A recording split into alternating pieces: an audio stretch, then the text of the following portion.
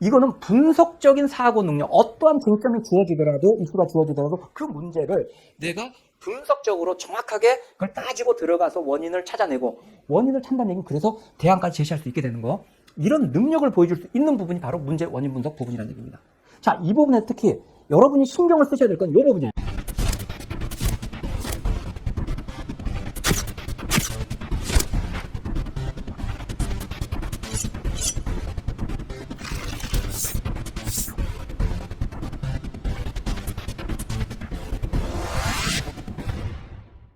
다음은 우리가 문제법 모색 논제에 대해서 한번 생각을 해보죠. 이것도 마찬가지로 이 세 부분을 하나하나 따져보도록 하겠습니다. 자, 먼저 문제의 상황 부분. 문제의 객관적 상황과 심각성을 제시해준다. 당연하죠. 어떤 문제를 내가 가지고 따질 때는 이 문제가 현재 어떤 상황에 와 있는지, 이런 정확한 쟁점에 대한 정확한 이해가 선행돼야 되는 거죠. 그래서 이 부분을 내가 정확히 알고 있다는 것, 이 문제가 얼마나 심각하고 어디까지 와 있는지 그걸 파악하고 있다는 걸 보여줘야죠.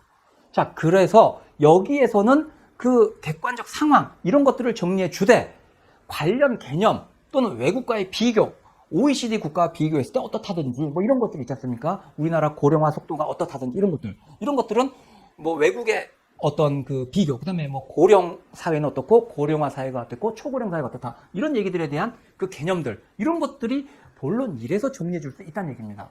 그러니까 이런 식으로 해서 문제의 어떤 객관적 상황과 그것에 대한 나의 이해, 이걸 먼저 보여주고 그 다음에 문제 원인 분석으로 들어가는 겁니다.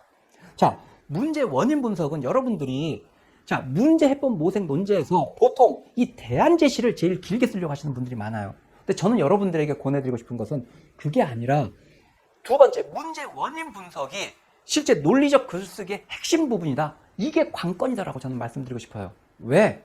우리가 한번 생각해보죠. 결국은 어떤 문제가 주어졌을 때 그 문제를 내가 정확히 이해하고 훌뛰어나가는 것은 얼마나 그것을 구조적으로 분석해내는가요. 일단 그 문제의 원인을 찾지 못한 상태에서 해법이란 것은 그건 올바른 해법이 아니겠죠. 그래서 문제 원인 분석하는 것이 항상 제일 중요하게 여러분이 생각해야 됩니다. 자, 그래서 이거는 분석적인 사고 능력, 어떠한 쟁점이 주어지더라도, 이슈가 주어지더라도 그 문제를 내가 분석적으로 정확하게 그걸 따지고 들어가서 원인을 찾아내고, 원인을 찾는다는 얘기는 그래서 대안까지 제시할 수 있게 되는 거, 이런 능력을 보여줄 수 있는 부분이 바로 문제 원인 분석 부분이라는 얘기입니다. 자, 이 부분에서 특히 여러분이 신경을 쓰셔야 될 건 이 부분이에요. 사회 구조적 원인 분석에 초점을 맞춰라. 자, 이게 무슨 얘기냐면, 우리 첫 시간에 이야기했지만 언론사, 방송이란 것은 사회적 현상을 다루는 거예요. 개인적인 현상들이 아니라. 그러니까 만약에 문제 원인이 개인적인 문제의 원인이고 개인이 잘못됐다고 하면 그 개인 쫓아내면 끝나는 거예요. 그런데 우리가 사회적 현상을 다룬다는 얘기는 한 사회에서 구조적으로 그런 문제가 발생할 수밖에 없었던 거, 이런 것들을 찾아내는 거죠. 그러니까 사회과학적인 분석, 접근 방식, 이것들이 요구된다는 얘기입니다.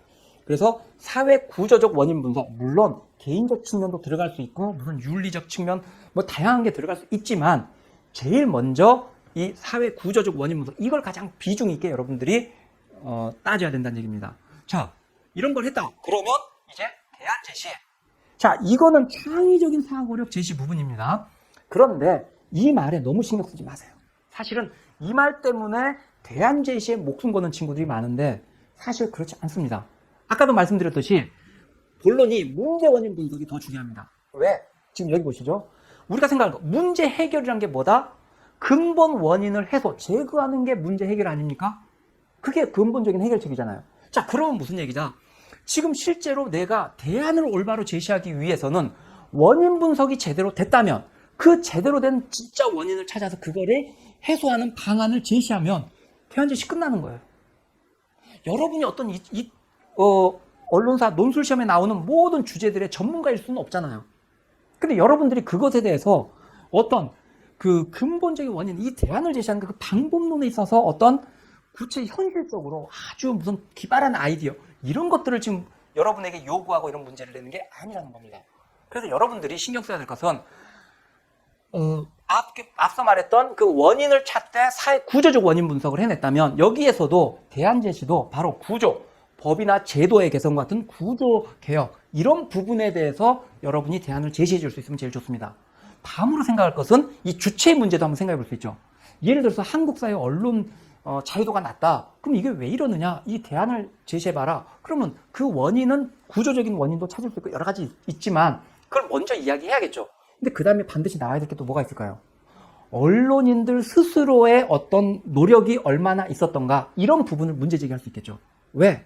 우리나라 언론관계법이 그렇게 낙후돼 있지 않아요. 그럼에도 불구하고 언론 자유도가 낮았다. 그러면 언론인들 스스로가 실제로 얼마나 언론 자유를 지키기 위해서 적극적으로 했는가 이런 부분에 대한 주체의 어떤 반성 또는 노력 이 부분을 강조하는 것은 언제든지 중요할 수 있습니다.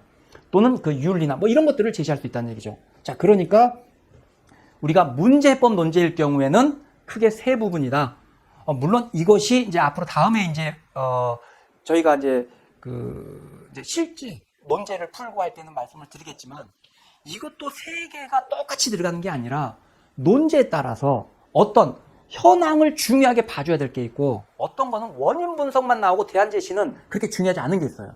또 어떤 거는 현황, 이 대안 제시 쪽이 중요할 수가 있습니다. 그러니까 그거는 내가 판단해야겠죠. 그래서 만약에 원인 분석을 1, 2로 들어가야 된다. 그러면 원인 분석, 대안 현황도 중요하다. 그러면 소론, 본론 1, 문제 현황.